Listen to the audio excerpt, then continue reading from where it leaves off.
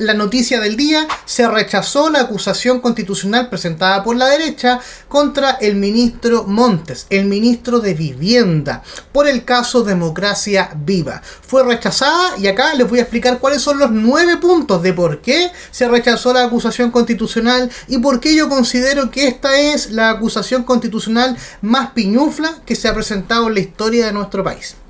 Empecemos. Número 1. Me imagino que esto ya ustedes lo han escuchado porque salió en la prensa, hartas personas han estado hablando al respecto. La acusación constitucional presentada por el Partido Social Cristiano en colaboración con el Partido Republicano no estaba enumerada.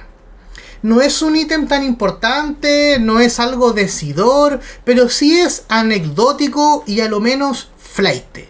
Porque las acusaciones constitucionales, o mejor dicho, todos los trámites que se suelen hacer en la Cámara de Diputados, en el Senado, y un trámite tan importante como una acusación constitucional, porque es el juicio político más importante que tenemos de la República, es en sí eminentemente formal. Tiene una forma, tiene que estar bien redactado, y nunca se había dado el caso de que una acusación constitucional ni siquiera tenga los números de las páginas. Completamente flaite y quedó para el recuerdo y como un hecho histórico, porque nunca antes había pasado. Segundo, otro error interesante y piñufla que tuvo este texto constituyente es que se hacían referencias, por ejemplo, a un político o a un abogado, y no se indicaba a qué político o a qué abogado se estaban refiriendo. También otro error de forma que tenía era que las notas al pie. Si ustedes van a ver el texto que está en la cámara.cl y descargan el texto, se van a dar cuenta que hay varias notas al pie que no llevan a ninguna parte. Es decir, tenía muchos errores de forma. Y esto lo destaca de hecho el abogado del ministro Montes y también lo reconoce el propio Partido Republicano.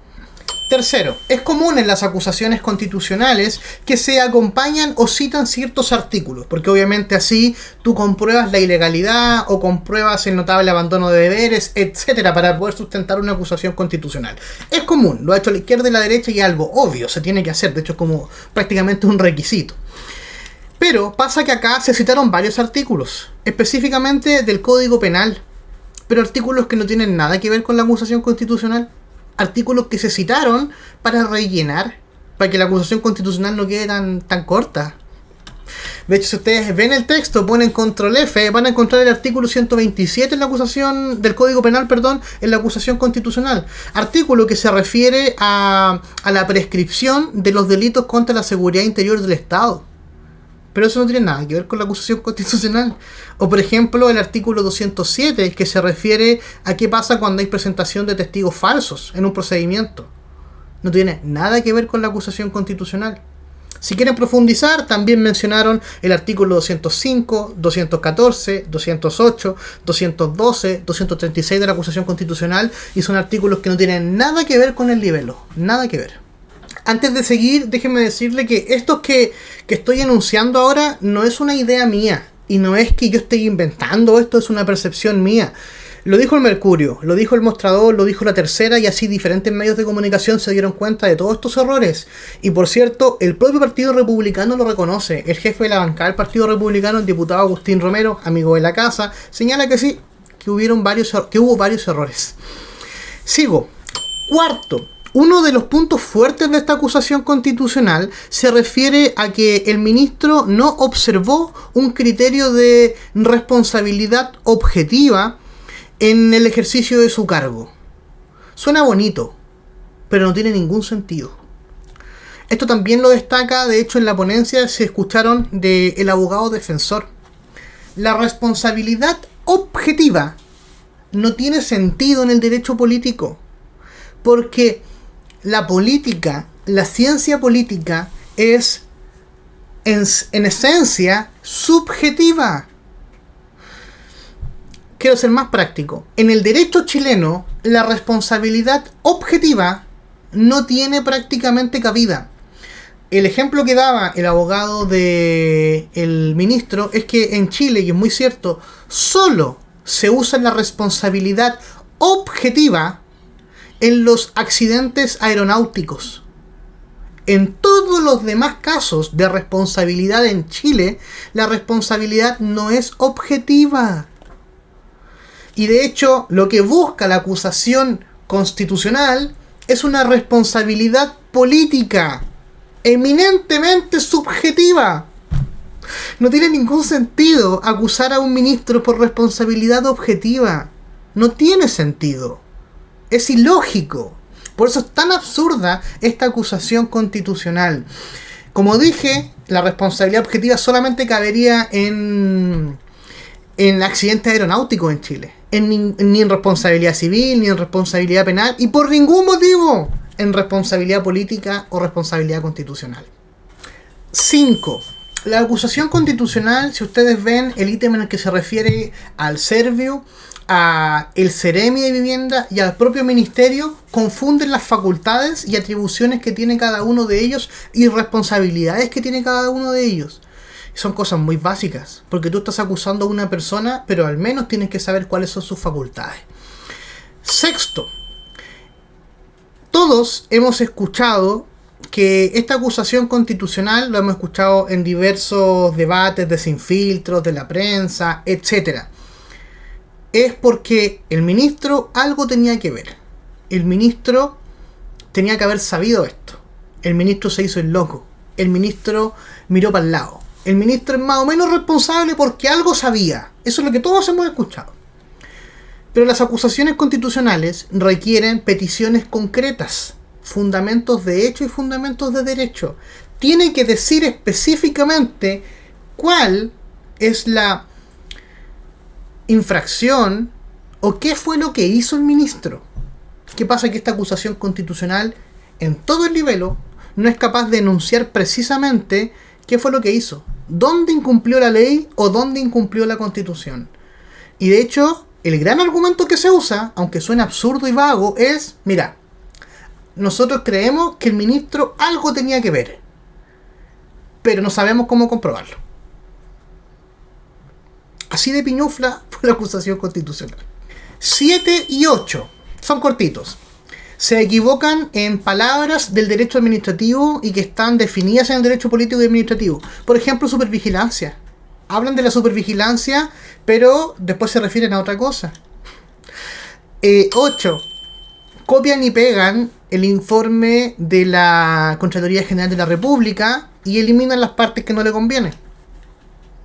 Y esto no lo digo yo. De hecho, la bancada del Partido Republicano confirmó que hicieron copy-paste. Para terminar, y antes de decir el punto número 9, pasa que el Partido Social Cristiano, partido chiquitito, fue el encargado de redactar este texto. Y ellos dijeron, nosotros teníamos todo bien y ordenado, hasta que llegó el Partido Republicano. Así que hay un cagüín a la interna de quién se mandó estas cagadas, quién fue tan penca para equivocarse de esta manera.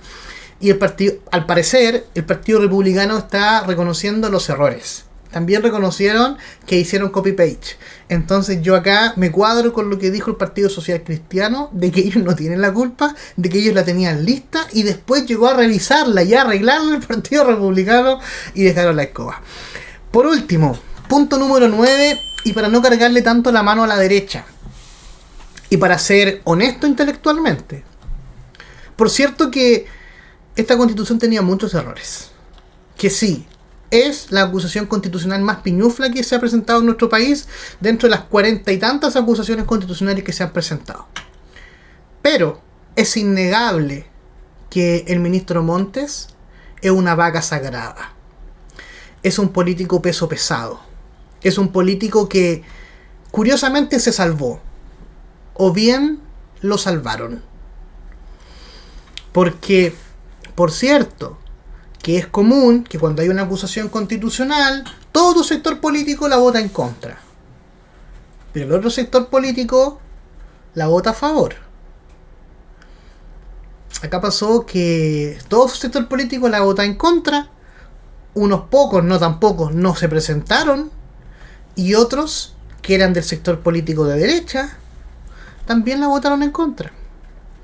Entonces yo creo que acá pesa un poco la trayectoria, pesa un poco lo que es Montes. Para los que no saben, Montes es uno de los ministros con más experiencia y con más trayectoria política en Chile del Partido Socialista. Partido Socialista que está muy robustecido en este minuto y que es el que está ganando en las últimas elecciones. es el que está destacando en las últimas elecciones, es el que está cortando el queque en nuestro país. Entonces yo creo que pasa mucho por ahí también. Porque también, y siendo honesto intelectualmente, si la oposición fue tan dura y enfática a la hora de pedir la renuncia de George Jackson, que yo creo sí, tiene que haber tenido algún grado de responsabilidad, mayor o menor. Creo que sí, seríamos ingenuos si pensamos algo distinto. Pero la oposición fue súper dura con él, siendo que él no era del Ministerio de Vivienda, siendo que él solo tenía vínculos con Democracia Viva o obviamente con Revolución Democrática, vínculos que nunca se han comprobado todavía, pero objetivamente, que quizás es eso lo que quisieron instaurar en la acusación constitucional, el que tiene más responsabilidad, el que tenía que estar mirando qué era lo que pasaba, porque no es poca plata, y cuando es harta plata, sí o sí tienen que saber el ministro, oye, ¿para dónde va esta plata? ¿Cuál es el objetivo de esta plata? Era el ministro Montes. Por cierto, que hay alguna responsabilidad. Que esa responsabilidad alcanzaba para destituirlo y para que sea acusado constitucionalmente, es subjetivo, porque la política es subjetiva. A Yarna Proboste, por ahí por los años 2000 y fracción, no me acuerdo qué año fue, la acusaron por algo muy parecido. Y fue acusada constitucionalmente y fue destituida. Fue la primera destituida por una acusación constitucional. ¿Qué diferencia tiene Yarna Proboste con el señor Mario Montes? Históricamente, Mario Montes, como ya dije, es una vaca sagrada de la política, es una persona que tiene mucho respaldo político y que actualmente es uno de los líderes del Partido Socialista, y el Partido Socialista está robustecido y es el partido que hoy en día en Chile está cortando el queque. Yarna Proboste estaba en la Democracia Cristiana, cuando la Democracia Cristiana estaba muy fortalecida, sí. Pero dentro de la propia Democracia Cristiana habían quiebres. Y ella era de un lote minoritario en ese entonces. Y por ahí muchos dicen esto fue venganza, esto fue traición en contra de Yarna Proboste, y se permitió una acusación constitucional en su contra. Esta acusación constitucional fue tan piñufla que ni siquiera pasó la cuestión previa, porque no cumplía los requisitos de admisibilidad. Eso, quiero leer sus comentarios. ¿Creen ustedes que esta es la acusación constitucional más piñufla de la historia? ¿O ustedes recuerdan otra que también más o menos que podría competir? Yo recuerdo una, que es la acusación constitucional que presentó el Frente Amplio. Creo que fue el Frente Amplio más Partido Comunista, no estoy seguro, contra el ministro Figueroa de Educación. Pero no tenía tantos errores. Sí, el argumento de fondo era malo, pero no tenía tantos errores como esta. Eso. Leo comentarios. Por último, ustedes dirán, Max, pero puta, que penca estos tipos, que penca los diputados que presentaron esta acusación constitucional. ¿Van a creer ustedes que ellos le pagan a abogados especialistas para que redacten este texto? Que tienen cada uno asesores, cada diputado tiene asesores, cada bancada tiene asesores, y aún así la redactaron así de mal. Por cierto, esos asesores los pagamos todos nosotros. Eso, leo comentarios, compartan este video para que la gente no le quepa ninguna duda de qué fue lo que pasó con esta acusación constitucional. Eso, los quiero mucho. Chao, chao.